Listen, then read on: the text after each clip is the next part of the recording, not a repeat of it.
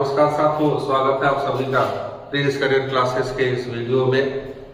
सबसे पहले आप सभी लोगों का मैं धन्यवाद देना चाहूँगा कि आपने हमारे चैनल को लाइक किया, सब्सक्राइब किया और हम इससे प्रोत्साहित होकर नित्य नए वीडियोज आपके लिए लेके आ रहे हैं। साथियों, आज मैं बहुत ही अहम टॉपिक डिस्कस करने जा रहे हैं आपके साथ में, जिसको गणित का बैकबोन यानी कि उसकी रीढ़ की हड्डी आप बोल सकते हैं। इसके बिना गणित खड़ा ही नहीं हो सकता है और वो चैप्टर है आज आपका प्रतिशत। तो साथियों, इसको बिल्कुल बेसिक से बिल्कुल सीरियस से मैं स्टार्ट कर रहा हूँ आपके लिए। बहुत ध्यान से इसको देखेंगे और जो भी तौर तरीका इसमें हम बता रहे हैं उसको प्लीज फॉलो करेंगे। आपको कहीं ना कहीं बेहद ये पसंद आएगा। प्रतिशत गणित का एक भाषा है। ये एक ऐसा अध्याय नहीं है गणित का जो सूत्रों में बांधा जा सके। हालांकि बहुत सारे राइटर्स ने इसके सवालों को ट्रिकी कॉन्सेप्ट में बांधने का प्रयास किया है, लेकिन मित्रों वो पर्याप्त नहीं है, क्योंकि जितनी बार भाषा बदलेगी उतनी बार हमें नियम और रूल्स जो कुछ भी है उनको बदलना पड़ेगा। तो मित्रों, इसलिए मैं आपको बिल्कुल सीधे से स्टार्ट करके ये भाषा दे रहा हूँ। प्लीज इसको बहुत ध्यान से देखेंगे। सबसे पहले इस अध्याय को हम करने जा रहे हैं, उसकी भाषा शैली में उसका अर्थ क्या है। प्रतिशत का सबसे पहले हमें जानना चाहिए कि जो अध्याय हम कर रहे हैं उसका शाब्दिक अर्थ क्या है। प्रतिशत का अर्थ, इसका अर्थ होता है मित्रों प्रत्येक 100 पर। अर्थात गणित की जब किसी गणना को 100 के आधार पे हम बनाते हैं तो उसे ही हम प्रतिशत कहते हैं।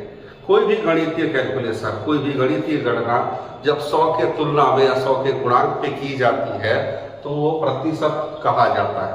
क्योंकि प्रतिशत गणित का एक भाषा है, इसलिए इसको जैसे बोलते हैं बिल्कुल वैसे ही लिखा जाता है। उदाहरण के तौर पे हम बोल सकते हैं, अगर कहीं पे 60% लिखा गया तो इसको हम किस तरीके से रूपांतरित करेंगे। 60 प्रति का मतलब है प्रत्येक, शत का मतलब होता है 100। इस तरीके से 60% को हमने उसे भाषा के रूप दे दिया। अब हमें साफ दिख रहा है कि यहाँ से भाग करना है, इसको हल करना है, जो कुछ भी है इस तरीके से। इसके बाद हम चलते हैं, प्रतिशत अगर गणित की भाषा है तो कहीं ना कहीं अपने अंदर बहुत सारी चीजों को समाहित किए हुए हो। जैसे प्रतिशत कोई गणित की नई खोज नहीं थी, अपने आप में जो भाग है वही प्रतिशत है। यहाँ तक कि जो भिन्न है वो भी प्रतिशत के ही श्रृंखला में आता है और भिन्न से जो बनने वाला अनुपात है वो प्रतिशत के ही रूप में है। यानी कि प्रतिशत के अंतर्गत गणित की इतनी सारी चीजें समाहित है। तो मित्रों, तब तो ये एक भाषा ही हुआ। भाषा के अंतर्गत हम भाग के किसी सवाल को प्रतिशत में, भिन्न के किसी सवाल को प्रतिशत में, या फिर प्रतिशत को भाग, भिन्न या अनुपात में तब्दील कर सकते हैं। आइए एक छोटे से उदाहरण से देखते हैं कि प्रतिशत में ये सारी चीजें समाहित कैसे है। जैसे मित्रों, अभी हमने ऊपर में लिखा 60%, आए इसी को लिखते हैं 60%। अगर इसको हम भाषा का रूप दें तो 60%, ये एक भाग बना। अच्छा, इस भाग को अगर हम भाग लगा देते हैं, 0 से 0 कैंसिल, 2 से 3 बार, 2 से 5 बार, मित्रों एक साधारण भिन्न हो गया 3/5। और किसी भी भिन्न के अंश संबंधी हर के रूप में जब हम लिखेंगे तो अनुपात में तब्दील हो जाता है। मित्रों, इस प्रकार से प्रतिशत को हम एक भाषा का रूप दे सकते हैं। अगर प्रतिशत से भाग भिन्न अनुपात तक की यात्रा हो सकती है तब तो अनुपात से प्रतिशत भी बन सकता है। आइए मित्रों, कई बार छोटे परीक्षाओं में ऐसा क्वेश्चन आता है, किसी भिन्न को बोलता है प्रतिशत में तब्दील करने के लिए या फिर किसी अनुपात को प्रतिशत में तब्दील करने के लिए। आइए देखते हैं, जैसे कि हमने लिखा 24 संबंधे 16, एक अनुपात को यहाँ से लिखा। अगर इस अनुपात को हम परिवर्तित करें तो अनुपात कहीं ना कहीं भिन्न से रिवर्स होकर आया था, इसलिए अनुपात को इसके प्रारूप में ले आते हैं 24/16 के रूप में। अगर ये कटता हो तो काट के छोटा करेंगे, 4 से 6 बार में, 4 से 4 बार में, या फिर इसको काट सकते हैं 2 से 3 बार में, 2 से 2 बार में। तो 3/2 ये भिन्न बना। और जैसा कि हम सभी जानते हैं कि किसी भिन्न को अगर 100 के गुणांक में हम रखें ये प्रतिशत में तब्दील हो जाएगा, यानी कि 150 प्रतिशत के बराबर है। यानी कि 24/16 या 3/2 या 6/4, ये जो कुछ भी है इसको प्रतिशत के रूप में लाए तो 150% के समतुल्य हो जाता है। तो मित्रों यहां से इन सभी तथ्यों से जो हमको इसका निचोड़ मिला, जो सार मिला, वो क्या था कि किसी भिन्न को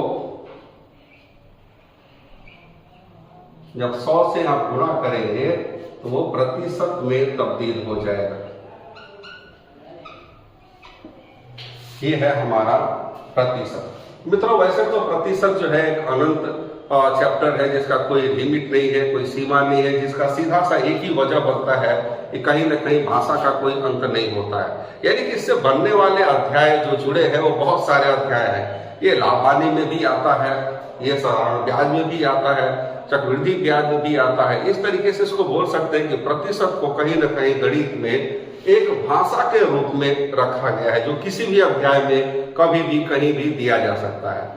रही बात प्रतिशत का, तो गणित में इसका रोल कितना है, कितने तरीके के सवालों का ये जवाब दे सकता है। आमतौर पे प्रतिशत 3 प्रकार के सवाल का जवाब देता है। सबसे पहले अगर किसी चीज में कोई वृद्धि होनी पाई जाती है तो सवाल के रूप में आपसे पूछा जाता है कितने प्रतिशत की वृद्धि हुई, या किसी चीज में कोई कमी होने की बात होती है तो हमसे पूछा जाता है कितने प्रतिशत की कमी हुई, या फिर कोई इकाई किसी दूसरी इकाई की तुलना में कितना प्रतिशत है। आइए मित्रों इस पर चर्चा करेंगे। सबसे पहले वृद्धि होने पर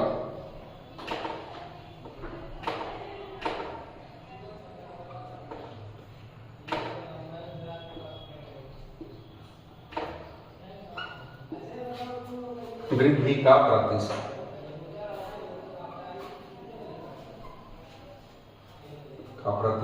इसको नियम के रूप में अगर हम डालें तो हम लिख सकते हैं वृद्धि बटा में आरंभिक मान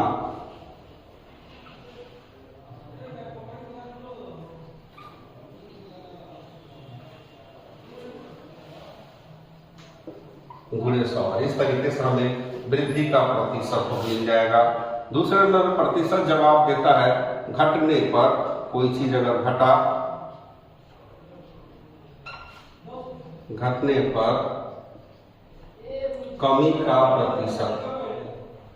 कोई चीज अगर घटता है तो स्वाभाविक है वहां पे आपसे कमी का प्रतिशत पूछा जाता है।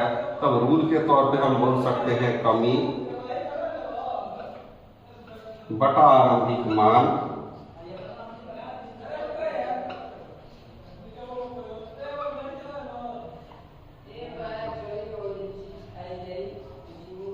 गुणे 100।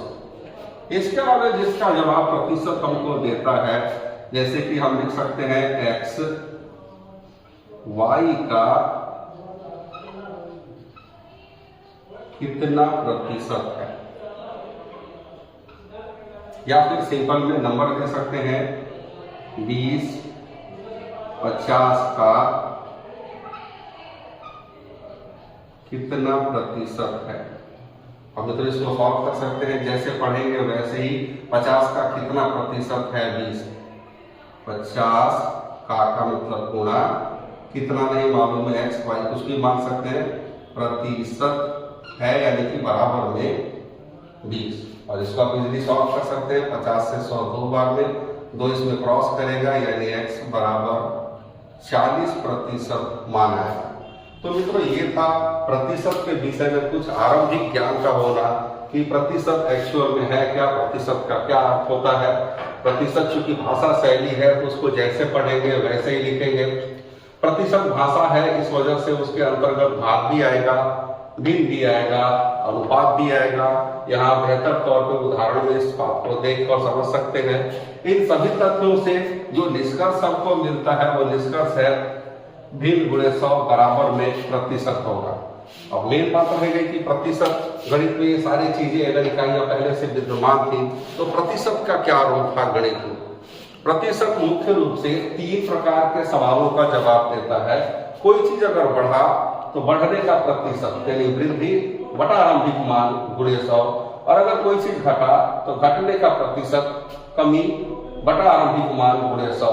या फिर एक तीसरा चीज बचता है कि x के तुलना में, किसी इकाई की तुलना में दूसरा उसका कितना प्रतिशत है, यानी कि जैसे कि उदाहरण के तौर पे 20, 50 का कितना प्रतिशत है। बिल्कुल सिंपल वे में इन चीजों को लिखेंगे, ना कि किसी सूत्र पे जाएंगे। 50 का कितना नहीं मालूम है, कुछ भी मान लीजिए x y z, प्रतिशत है यानी कि इज इक्वल टू होगा 20 के, और इसको सॉल्व करने पे मिला क्या कि 40% मान है। मित्रों इसके अलावा हम चलते हैं प्रतिशत के सवालों का जवाब देते समय किन किन चीजों का हमें ध्यान रखना चाहिए। आइए बढ़ते हैं आगे। प्रतिशत में मुख्य रूप से भूमिका क्या क्या चीज की है, उसके पहले हम इनके कुछ उदाहरण आपके सामने रखते हैं। जैसे कि कोई चीज बढ़ा तो वृद्धि के प्रतिशत में वृद्धि बटा आरंभिक मान गुणे 100 का एक्चुअल में क्या मान्य होगा। जैसे मिस्टर एक्स किसी कोई ए है, इनकी आय, ए की आय में 500 रुपए से बढ़कर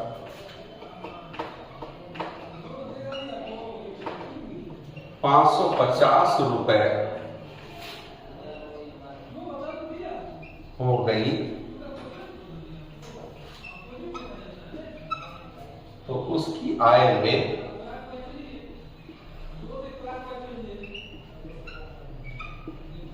वृद्धि का प्रतिशत होगा। ए की आय में, तो ए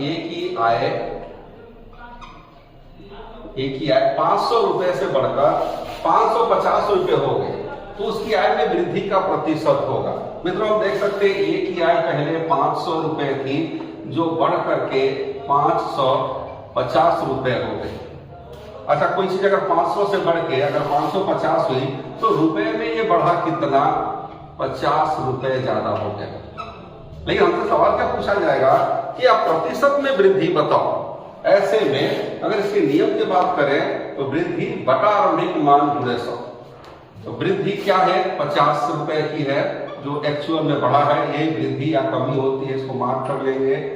यहाँ पे हमें पता चलता है एक्चुअल वृद्धि या फिर कमी होने का। तो वृद्धि है 50 रुपए की, 500 से 550 बनने में 50 रुपए की वृद्धि हुई, ये एक्चुअल वृद्धि है। बटा में आरंभिक मान, कोई चीज बढ़ने या घटने के पहले क्या होता है उसी को आरंभिक मान कहते हैं। बढ़ने या घटने के बाद क्या बना उसको अंतिम मान कहते हैं। तो आरंभिक मान हुआ हमारा 500, और किसी भी भिन्न को अगर 100 से गुणा करेंगे तो प्रतिशत में तब्दील हो जाएगा। तो मित्रों इससे ये कटा 10 बार में, 0 से 0 कैंसिल, यानी कि वृद्धि हुई है 10% की। वृद्धि के लिए प्लस का चिन्ह और कमी के लिए माइनस का चिन्ह अंकित करते हैं। तो मित्रों आप समझ गए होंगे कि कोई चीज अगर बढ़ी है तो रुपए में कितने की वृद्धि हुई है बता सकते हैं, लेकिन हमसे क्या पूछा जाता है कि वृद्धि का प्रतिशत बताएं, कितने प्रतिशत की वृद्धि हुई। ऐसे में जो वृद्धि हुई है वो बटा में बढ़ने के पहले कितना था, गुणे 100 करेंगे तो वृद्धि का प्रतिशत बनेगा। ठीक इसी प्रकार से कमी का प्रतिशत भी बना सकते हैं, बिल्कुल सेम ऐसे ही। जैसे अब एक उदाहरण के तौर पे हम दे रहे हैं, किसी वस्तु की कीमत, मान लीजिए किसी वस्तु की कीमत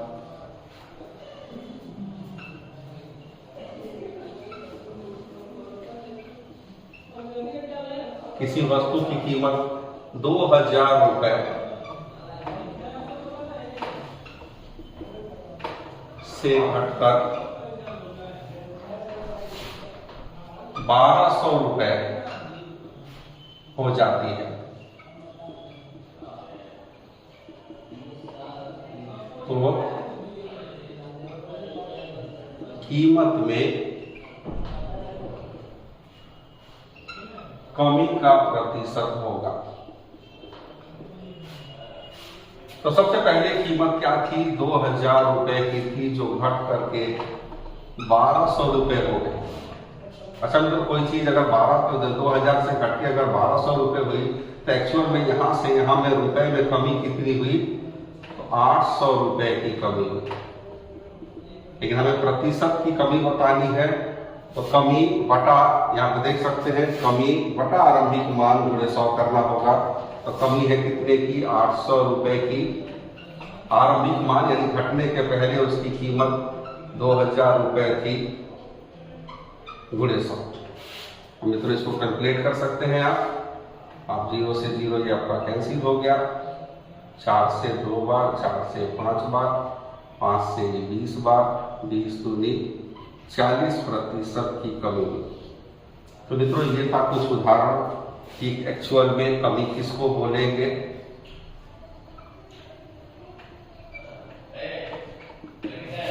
आरंभिक मान घटने बढ़ने के पहले जो वैल्यू होती है वो आरंभिक मान, घटने बढ़ने के बाद जो वैल्यू होगी वो अंतिम मान बोलेंगे। तो इन सब की पहचान होनी जरूरी है कि इसमें आरंभिक मान क्या होता है, अंतिम मान क्या होता है, एक्चुअल वृद्धि कितनी होगी, एक्चुअल कमी कितनी होगी। इसके अलावा मित्रों कुछ इस तरीके के सवाल का जवाब देते हैं, 20 रुपए 50 रुपए का कितना प्रतिशत है, या 3 दिन 1 महीने का कितना प्रतिशत होगा। हम आगे इन सवालों को डिस्कस करेंगे। फिलहाल प्रतिशत के किसी सवाल का जवाब देते समय क्या चीज हमको अपने मन के अंदर लेके चलना है मित्रों, ताकि इसको भाषा के रूप में हम इसको इस्तेमाल करें और उसका जवाब भी दे पाए। मित्रों देखिए यहाँ पे इस नोट को हमेशा ध्यान देंगे, जब प्रतिशत के किसी भी सवाल का जवाब देना हो तो हमेशा ये नोट हमारे दिमाग में चलते रहना चाहिए। जैसे मित्रों यहाँ पर है किसी भी घटक का वास्तविक मान यानी कि जो इनिशियल वैल्यू होती है, कुल मान टोटल वैल्यू तथा आरंभिक मान इनिशियल वैल्यू सदैव 100% होता है। और ये कब तक 100% होगा, जब तक कि उसे बढ़ाया या घटाया न जाए। तो इसका मतलब क्या है, आइए देखते हैं। प्रतिशत को किस रूप में हम लिखेंगे। हमेशा 100% का मान होता है, ये इनिशियल होगा, आरंभिक मान होगा, कुल मान होगा, ये चीज को माइंड में हमको रखना है। जैसे कि इसकी जरूरत हमको कब पड़ती है मित्रों, जैसे हमने लिखा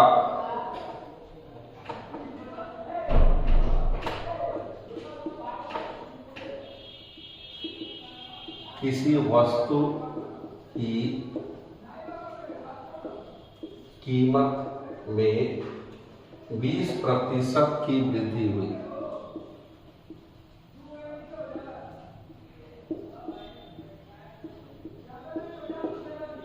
तो ये लाइन पढ़ के हमको ये हमारे दिमाग में होना चाहिए। जैसे कि किसी वस्तु की कीमत में 20% की वृद्धि हुई। प्रतिशत हमेशा कोई एक जानकारी देता है, उसकी एक जानकारी पे बाकी की चीजें हमें खुद लिखनी होती है भाषा के रूप में। जैसे कि किसी चीज की कीमत में वृद्धि हुई, अगर वृद्धि हुई तो पहले से वो कुछ रहा होगा, जिसको हम इनिशियल वैल्यू बोलते हैं।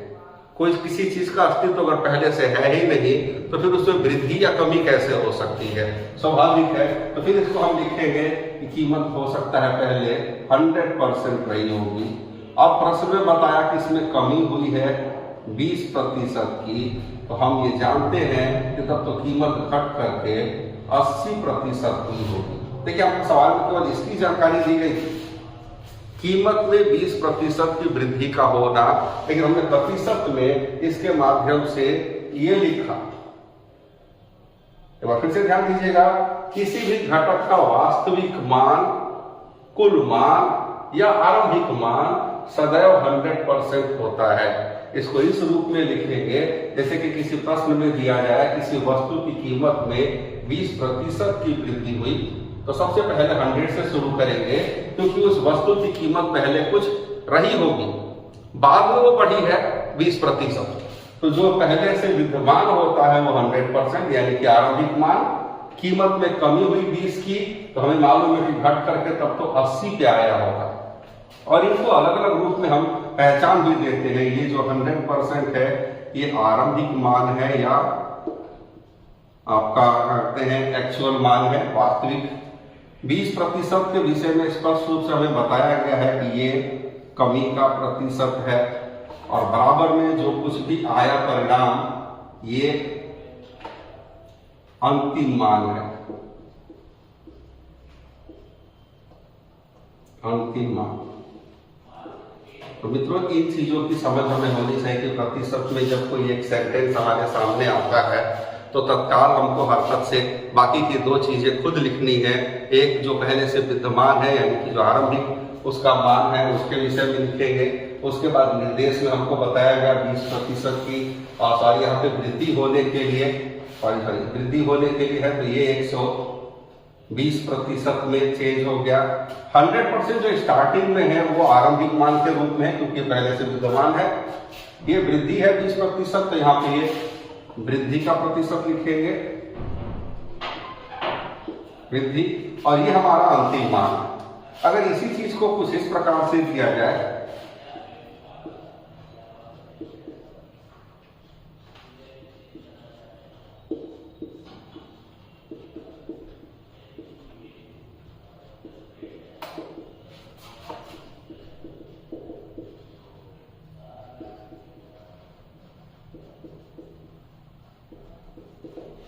किसी व्यक्ति की आय में 15% की कमी हुई तो व्यक्ति की आय पहले तो कुछ रही होगी जो पहले से विद्यमान है 100%, तो उसमें कमी होना बता रहे हैं 15% की, तो हमें साफ दिख रहा है कि तब तो आय घट करके 85% में तब्दील हो चुकी होगी।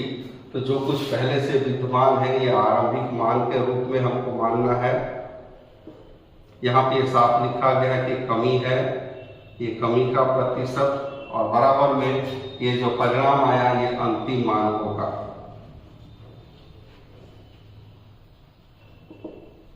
तो मित्रों ये थी प्रतिशत की भाषा शैली। इतने सारे चीजों की जानकारी हमें प्रतिशत में एक भाषा के रूप में जरूर होनी चाहिए। अब हम इस जानकारी के माध्यम से प्रतिशत पे पूछेंगे किसी भी सवाल को बिना किसी सूत्र का पालन किए। बहुत सारे इसके ट्रिकी रूल ट्रिकी कॉन्सेप्ट्स बनाए गए हैं किताबों में अध्यायों में, हमें उस पर नहीं जाना है। प्रतिशत पूर्ण रूप से एक भाषा है, ये जैसे बोले जाएगी वैसे ही लिखी जाएगी। अगर इसको हम इस रूप में इसका पालन करेंगे तो हम गणित में अत्यधिक मजबूत हो पाएंगे।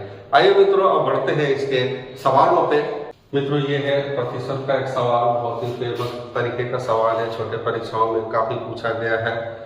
ऐसे सवालों को हल करने के लिए किताबों में बहुत सारे सूत्र या ट्रिकी कॉन्सेप्ट दिए गए हैं, लेकिन नहीं मित्रों इस सवाल को देखिए इकलौता ये सवाल इसी तरीके का नहीं है। इससे मिलते जुलते बहुत सारे सवाल हैं और जितनी बार वो सवाल बदला है उतनी बार उसके सूत्रों में भी बदलाव हुआ है। आइए मित्रों हम देखते हैं क्या भाषा शैली से इस पे बनने वाले किसी भी तरीके के क्वेश्चन का जवाब हम इजीली दे सकते हैं कि नहीं। मित्रों यहाँ पे दिया गया किसी वस्तु की कीमत में 30% की वृद्धि की गई है, कीमत में वृद्धि हुई है 30% की, और उसकी बिक्री में 30% की कमी हो जाती है। जब कीमत बढ़ाया गया तो उसकी बिक्री 30% से ही घट गई। अब सवाल है कि पूरे सौदे में दुकानदार को होने वाले लाभ और हानि का प्रतिशत क्या होगा। जैसा कि मित्रों मैंने पहले कहा था कि किसी भी सवाल का जवाब देते समय इसके पहले जो नोट्स था कि किसी चीज का आरंभिक मान 100 होता है उसी का हम पालन करेंगे।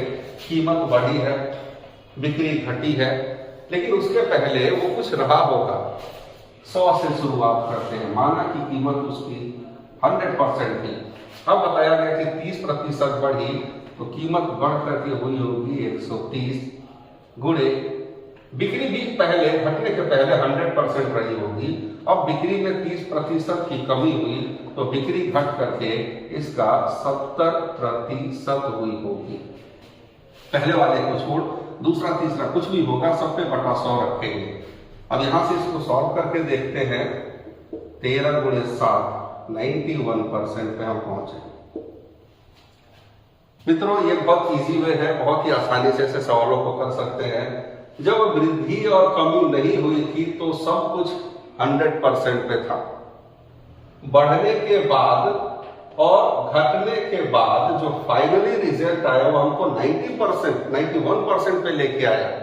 अच्छा इसके तुलना में ये घट गया या बढ़ गया, तो साफ दिख रहा कि 100 से ये कम है। और मित्रों ये कितना कम है तो 100 माइनस 91 करेंगे यानी कि 9% की हानि होगी। 100 के तुलना में अगर यहाँ का परिणाम अधिक है तो जितना अधिक है उतने की वृद्धि, और यदि इसका परिणाम कम है तो जितना कम है उतने की कमी हो जाएगी। तो ये रहा हमारा हानि का प्रतिशत। मित्रों, इस तरीके के बहुत सारे सवाल हैं जिनका जवाब हम इसी भाषा शैली पे दे सकते हैं। उदाहरण के तौर पे आए कुछ अन्य सवालों को भी लगे हाथ हम देख लेते हैं कि क्या इस पर हर तरीके के क्वेश्चंस बनेंगे किताबों में, जिनके अलग अलग हमको तरीके दिए गए हैं। ये मतलब बाकी के क्वेश्चन देखते हैं। यहाँ पे दूसरे सवाल में किसी व्यक्ति के वेतन में 20% की वृद्धि की गई पर बाद में 10% की कमी की गई, तो उसकी आय में होने वाले वृद्धि या कमी का प्रतिशत होगा। तो ऐसे सवालों को सीधे हम स्टार्ट करते हैं वहीं से। कोई भी चीज बढ़ने घटने के पहले 100% होता है। 20% की पहले वृद्धि बताई गई है कि 20% की वृद्धि की गई है, बाद में 10% की कमी की गई है, तो उसके वेतन पे क्या प्रभाव पड़ेगा, कुछ ऐसा पूछा जा सकता है। पहले वेतन 100 था, 20% की वृद्धि हुई तो बढ़ के ये हुआ होगा 120 गुणे फिर 100 था वेतन अपने आप में दोबारा, और फिर अगर 10 की कमी हुई तो घट करके हुआ होगा ये 90%। फाइनली यहाँ से जो निष्कर्ष आया 12वां 108% 100 के तुलना में 8% अधिक है, अतः यहाँ पे जो वृद्धि हुई वो 8% की हुई। तो ये है इसका जवाब, जो भाषा शैली के आधार पे बिना किसी सूत्र के, बिना किसी नियम के इजीली हम इसको लिख सकते हैं। दूसरा क्वेश्चन भी आप देख सकते हैं, कोई दुकानदार 10%, 20% की 2 छूट देता है तो समतुल्य छूट क्या होती है? समतुल्य छूट 100%, कोई भी चीज 100 है, पहले उसने छूट दी है 10% की, फिर उसने छूट दिया है 20%। मित्रों 100 था, 10 छोड़ा गया 90 बनता है, गुणे 100 था 20 छोड़ा गया 80% बनता है। और इस तरीके से हम पहुंचे कहाँ पे?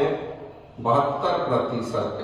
पहले 100 हुआ करता था, 2 छूट होने के बाद हम 72 पे हैं, इसके तुलना में ये कितना घट गया? तो मित्रों 100 में से 72 माइनस करेंगे और कमी हमको मिल रही है कितने की? 28% की छूट मिल रही है। इसी प्रकार से मित्रों कई बार ये प्रश्न परीक्षा में पूछा जा चुका है।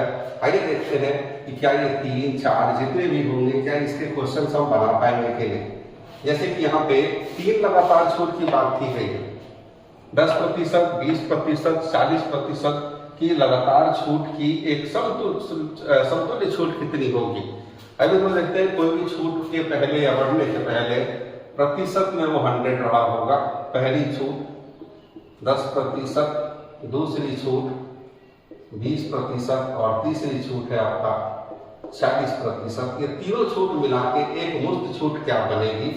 100 था, 10 छोड़ा, बिल्कुल भाषा पे लिखेंगे 90, 100 था 20 छोड़ा 80%, दूसरे वाले इकाई से बटा 100 लिखेंगे, गुणे 100 था 40% की छूट हुई, यानी कि बचा कितना? 60%। तो इसको हल करके 100 की तुलना में हम जरूर देखेंगे, ऊपर के 3 जीरो से नीचे की 3 जीरो कैंसिल। जीरो वाली संख्या किसी भाग में अगर पूर्ण रूप से न कटती हो तो कभी भी उसको टच न करें, लंबा समय लेगा। उससे बढ़िया है आप इसको ऊपर में गुणा कर लें। 8 9 72 गुणे 6, 8 9 72 फिर गुणे 6, 6 दूनी 12, 6 7 42, 1 43, 432, यानी कि 432 बटा 10, 10 का 1 जीरो, 10.1 नंबर बात जाने के लिए बोल रहा है, तो 43.2%। 100 हुआ करता था, 43.2% है। 100 के तुलना में ये कितना नीचे गिर गया? मित्रों देख सकते हैं, अगर घटाएंगे तो 46.56.8% समतुल्य छूट बनेगी। तो मित्रों कुछ इस तरीके के क्वेश्चंस जो भाषा शैली के आधार पे बहुत ही आसानी से बिना किसी दिमाग में प्रिपरेशन के आप बड़े से बड़े सवालों को बनाएंगे। तो इंतजार कीजिए हमारे अगले वीडियो का। अगले वीडियो में जो इसका सेक्शन 2 है, वो इसके सारे क्वेश्चन जो भी परीक्षा में संभावित प्रश्न है इस बार के, उन सभी प्रश्नों को शामिल किया है। आप लोगों के लिए बहुत बहुत धन्यवाद आप लोगों का।